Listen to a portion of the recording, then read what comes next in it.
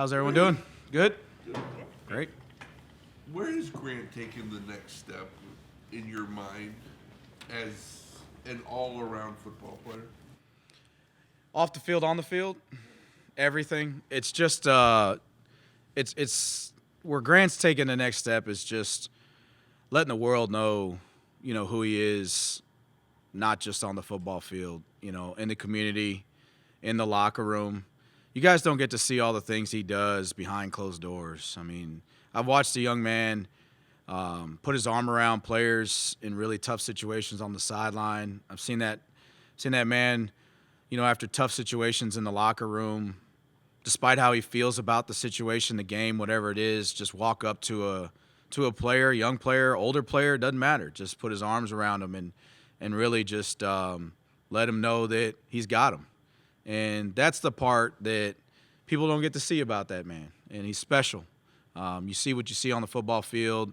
Obviously, the Man of the Year award for him, and just super happy for him and his family in that space. How has Ronnie been doing for you? Really good. He's done a great job of doing the things that we need in terms of communication, doing a great job of running the show, getting everyone on the same page. When someone looks back and they're like, hey, he's got the answer, and he's making a fast call, which is always the right call. He's playing really good football for us. He's the situations where he can make a play on the ball, he's been there. So he's done an excellent job in that deal. I don't know where he's at in tackling. You guys probably to check in terms of the amount of tackles. I know it's up there. We're trying to get him to 100 and reach that mark for the first time in his career. So really proud of where he's at, proud of where he's come from as an undrafted free agent to this point, and excited to see where he ends this thing.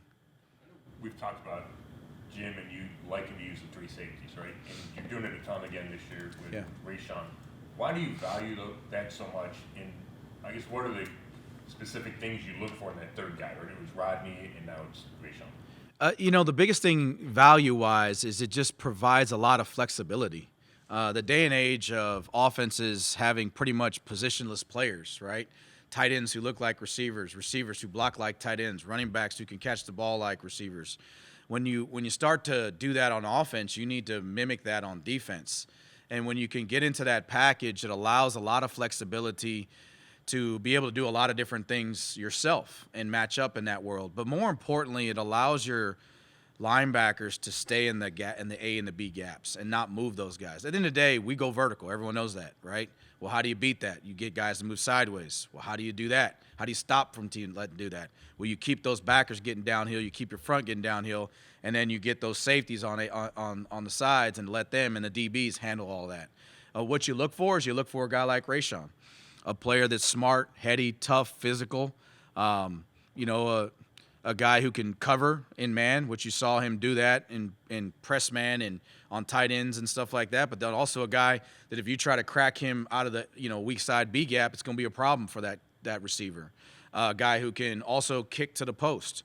So it's got to be a special player like Rayshawn is that can do basically things a linebacker can do, things a corner can do, things the safety can do. And that's why that position is so unique and special. And you got Grant, who can play like a nickel out in the field, which I spoke on earlier in the year when you guys asked me what that would look like, and that's what he's doing right now, which he's done a great job. Grant's played corner, nickel, safety, quarter, dime. I mean, he's done it all this year. When you look at kind of where you guys are at, obviously as a team, not where you want to be record-wise, but when we talk to guys on this defense, talked to Grant yesterday, there's still kind of that swagger and that edge. Where does that come from? Guys being able to find that in the way this season's going. It's just singularly focused on being the best. I mean, you can't. You want as a man, as a person, as a human, you want to control things you can't. It's just how we're built.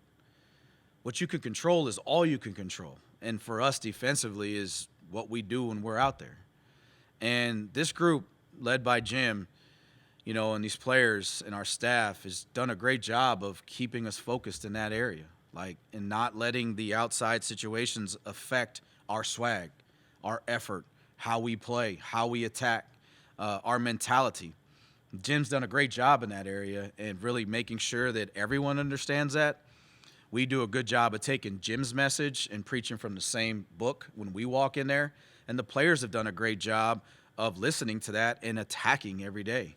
So it's just handling what you can handle, focusing on what you can focus, keeping the things you can control within your control, and at the end of the day, not letting the other things affect you. It does, you're human, but you gotta put that to the side and stay locked in on what you're doing.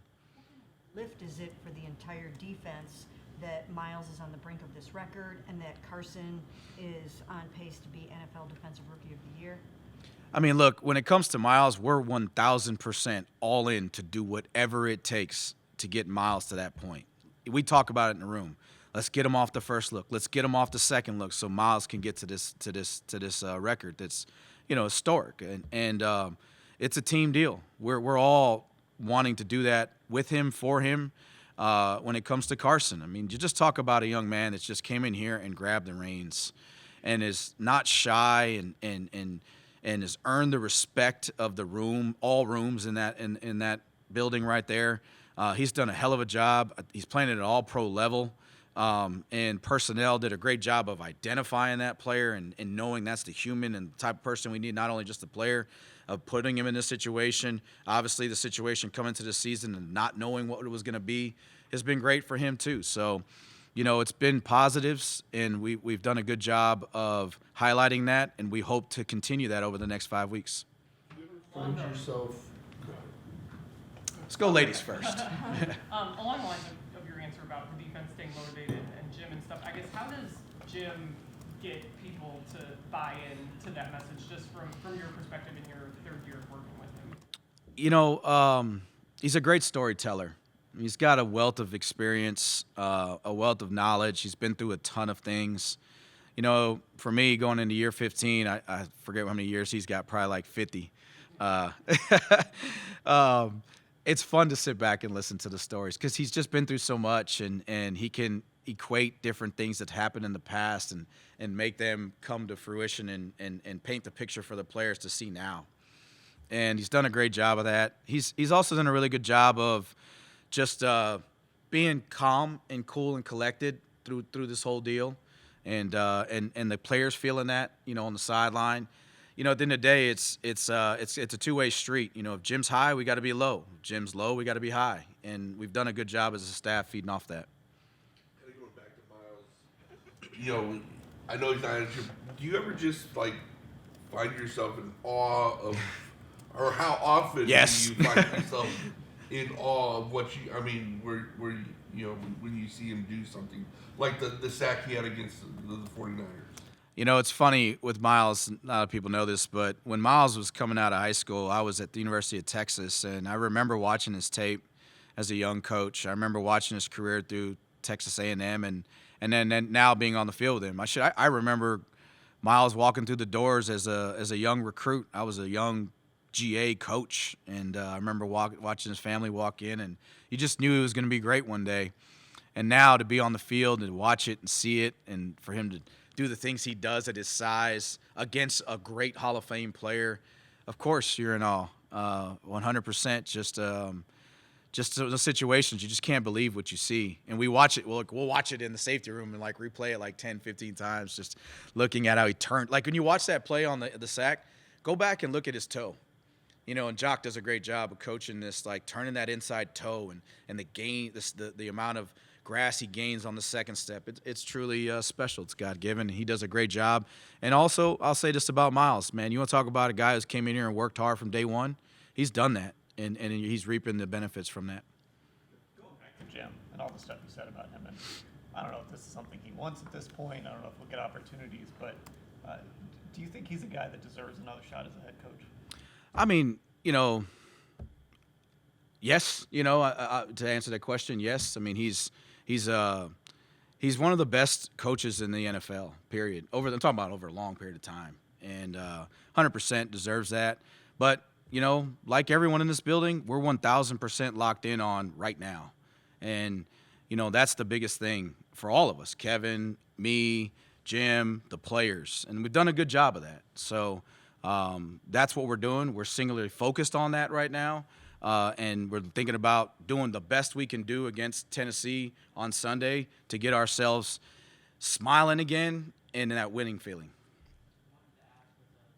Ronnie Hickman, when the team scouts him and then signs him as an undrafted free agent, you kind of see his potential through coaching him then, and then to 2 years later, I mean, seeing him kind of reach his potential, see the level he's at. Kind of, what is that feeling like as a coach? It's why you do it. It's why you coach. If you're in it for the right reasons, you do it because you love watching players grow. You love seeing players, come from where he's came from, and you love to be a part of that. It's the reason why coaches do what they do. I remember Rocket's voice when we called and said, hey, we're going to bring you in as an undrafted free agent. I remember hearing it. I can hear it right now in my mind, and I remind him of that. And I also told him that at the end of this deal, you're going to get what you want, and we're going to prove to this league that you're one of the best safeties in this league. So to help him along the way to do that, I can't wait to see when it's time for him to, do whatever's next. I can't wait to be alongside of him with that. It's going to bring me great joy, more joy than anything else personally. So excited for him, happy for him. He's worked hard, and we're not done when it comes to that. Watching, them kind of grow. So this season, talking about him trying to get to 100 tackles, kind of, just how has this season been, through your eyes, watching him play alongside players like that? It's definitely, as a coach, it's given me a lot of joy. It's reassured me that the things that I believe in are the right things. And I also know this from a personnel perspective. Getting a guy like him who's willing to take the things that he needs to get better at, put all that aside and do it, that's also key into this component. So for me, super excited, personally, to see him and his growth, and again, just happy for him. And I want to keep going through these next 5 weeks when it comes to Rocket to help him get where he needs to get to. Just in closing, just want to just give a big shout out to Grant's family.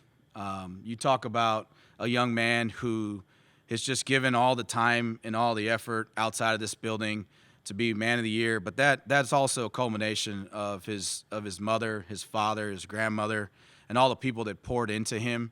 This is not just we talk about the Miles Award, we talk about the Carson Award, and those are amazing awards, but this is one as a parent, when you watch that, you just know you did your job really, really well. And shout out to his mom, his dad, all the family that helped raise him to get him to this point. And at the end of the day, you hope that you raise your children in the same space to be as giving and as the way he has. So happy for him and his family.